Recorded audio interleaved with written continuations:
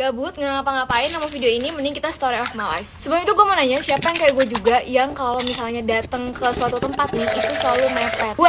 Gue karena kecerobohan gue itu, karena sifat gue yang suka datang mepet sama waktu yang udah ditentuin, akhirnya gue ketinggalan pesawat. Ini kejadian waktu kemarin pas gue ke Bali, itu pas pulang dari Bali ke Jakarta. Pas kemarin ke Bali itu gue pulang duluan bersama 4 teman gue lainnya, dan yang pulang naik pesawat bareng di hari itu juga tuh gue berdua doang nih sama salah satu temen gue. Kita beda tujuan, gue kan ke Jakarta, kalau temen gue ke Jogja, dan kita beda jam. Temen gue tuh jam 16.30-an, kalau gue jam 15.30. Itu kita makan dulu, jadi kita beli oleh-oleh, habis itu makan. Tuh udah kelar makan di jam 1 lewat, cuma karena ngobrol kelewatan. Tadinya gue udah mikir kayak setengah 2 cabut dari tempat makan buat ke bandara, jadi nggak apa-apa lebih nunggu lama di bandara dibanding gue harus buru-buru.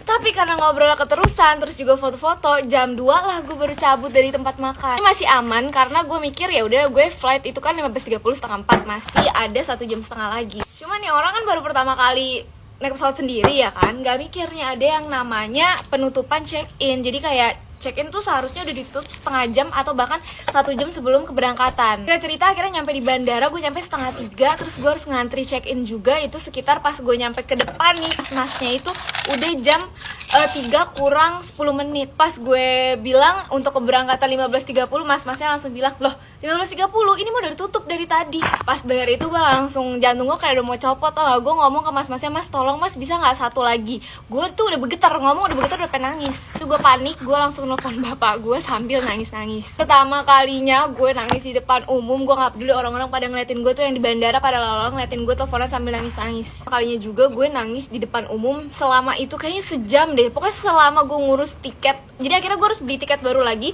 1,1, yang padahal tiket sebelumnya 1,2. Jadi kayak duit gue melayang sia-sia, dan gue bener-bener nangis parah itu. Mungkin karena abis nangis kan lama-lama akhirnya di pesawat gue beneran tidur, capek nangis mulu. Abis itu gue kapok deh, berangkat mepet-mepet tuh, aduh nggak deh. Dan kalau kalian punya pengalaman yang sama nggak, karena keberangkatan kalian suka mepet jadi membuat kalian rugi? Kalau kalian suka sama videonya, like ya.